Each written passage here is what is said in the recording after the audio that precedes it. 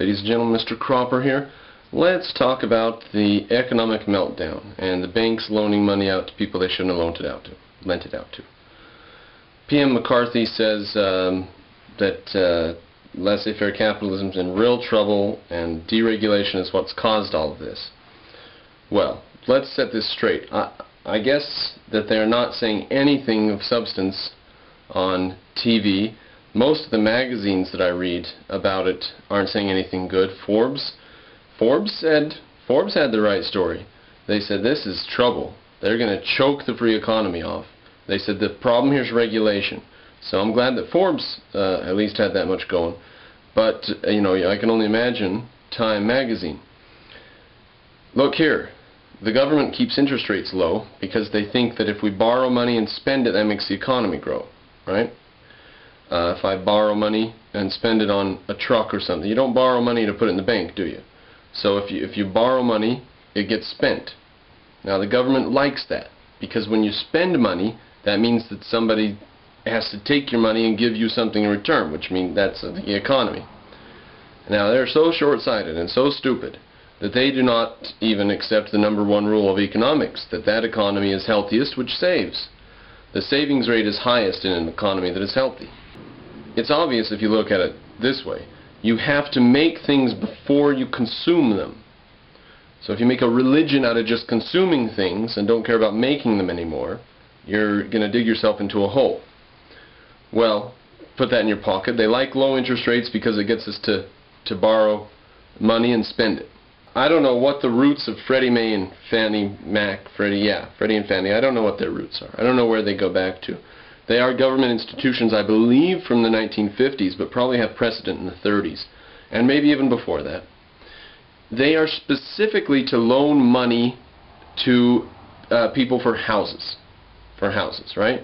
And that debt is guaranteed. There's no way that loan won't be paid back because you, the taxpayer, have guaranteed it through an act of Congress.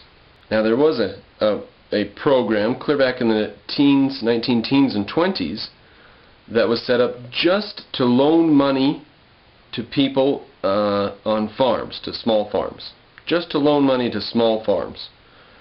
Right? Because small farms are good. We don't want small farms to go away. We don't want all big company farms. We want small farms, right? Right? Right? Is it good to have people in apartments? No. You can't have self-respect living in an apartment. You've got to have a driveway and some grass, a bit of grass, some shrubs maybe, a bit of a tree or two, 3 trees if you can. Everybody needs a house. Everybody needs a house. Oh yes, and the small farms? Oh my gosh, this country will go downhill if we don't have small farms. We cannot let the small farmer disappear. And we cannot just herd everybody in the nation into big housing units. We've got to have home ownership. Fine. The stage is set. The government likes everyone to own homes. There's a couple of reasons. One, you have more of an interest in your country if you're owning than if you're renting. I don't think it's necessarily true, but that's part of the mentality of these people. Is that you're more interested in your community and stuff if you have a stake in it. That's why they had property limitations on voting. Back in the day, you've got to have 10 acres or whatever to vote because they don't think you'll take your vote as seriously if you don't have property. So it gets the citizens interested in America in a couple of ways. Secondly, it stimulates the economy, doesn't it? It is a boondoggle for the economy. Yeah, all you have to do is build one house. First of all, there's the labor that goes into it. There's the concrete, there's the wood, there's the steel. Then you got to put rugs and furniture and carpet and windows. Then you have to put appliances.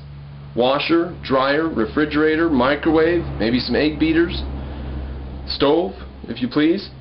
Then you got to have a bathtub, you have to have a water heater, a furnace. And if you don't have to have a furnace, that means you're hooked up to, power grid, you've got electric energy, electric heat or something, you're hooked up to the power grid, creates demand, creates consumption. That's good for the economy too. So a house is a bonanza for the economy. So houses are all around wonderful things. Now, the third problem. Black people, Hispanics, don't get houses very often. There's no shortage of housing for Asians or Middle Easterners who move to America. They work hard. They work their butts off and get houses. But blacks and Hispanics tend to not have houses quite so much. Puerto Ricans and Mexicans tend to have fewer houses per capita. In the 1950s and 60s, the Housing Administration would actually redline districts in cities and not borrow.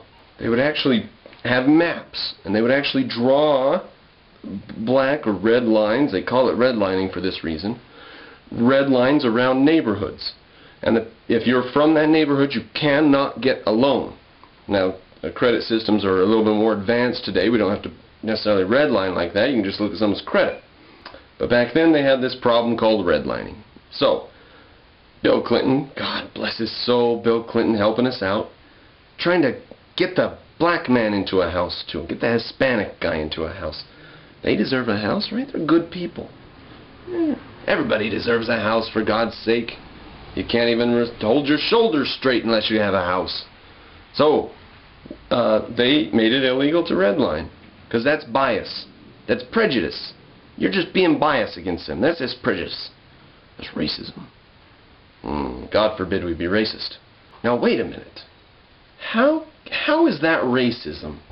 If they borrow to people from Japan and Korea, and if they borrow very willingly to Muslims, people from the Middle East, but they don't borrow to blacks or Hispanics, is that racism? Well, sure, I guess. Racism against some, but not others. Well, okay. Screw it, it's racism. Let's do away with it. Let's make it illegal. Let's go and tell the banks, this is called the Community Investment Act. The banks have to invest in the community, right? Don't just be selfish and greedy and give out loans that'll pay you back. No. You need to be selfless and altruistic and help the community. It's called the goddamn Community Investment Act. Well, it's called the Community Investment Act. They didn't have the words goddamn on there. And the purpose of it was to get poor people into houses, because they've been beaten down by the man. Right? You don't have a house of your own. You don't even have any self-esteem. You don't feel like going and trying for a job or anything. Well, problem is, these people have bad credit, and you can't get them to pay their loans back. Right? And here we are. Here we are. A bank that would not meet the minimums required by the Community Reinvestment Act could be prosecuted. Could be taken to court and prosecuted. And I don't know what they would have done. Put jam on the people's heads, or put them in jail, or fined them a bunch of money, or who knows what. You didn't want to be on the sad side or the bad side of the government. So, and it's really okay, isn't it? Because Freddie and Fannie are the ones who hold most of the mortgages. And they are a government body, and they've guaranteed the loans, haven't they? So all this is really okay. Well, fast forward 10 years. President Bush says, there are now more people owning homes in the United States of America than any time in history. Applause. Oh, yes, everybody applauds that. Because it's good that we own homes, isn't it? Oh, yes, it's home ownership. Yes, the American dream. Everybody needs a house and a car and TV and radio and a mortgage. Yeah, we all need a goddamn mortgage. Why not? Well, this money didn't come from nowhere, did it?